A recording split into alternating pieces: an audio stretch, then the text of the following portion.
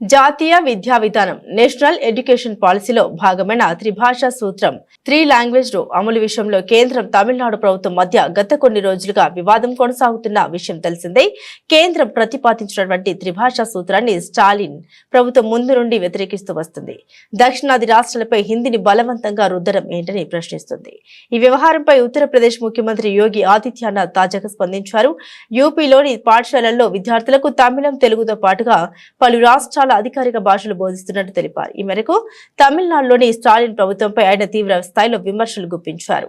స్వార్థపూరిత రాజకీయ ప్రయోజనాల కోసమే త్రిభాషా విధానంపై వివాదాలు సృష్టిస్తున్నారని ఆరోపించారు.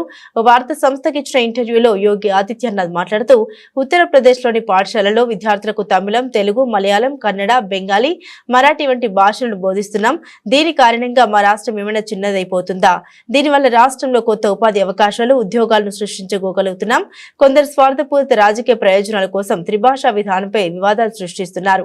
ఇది యువత ఉపాధి అవకాశాలను తీవ్రంగా దెబ్బతీస్తుందని యోగి అన్నారు.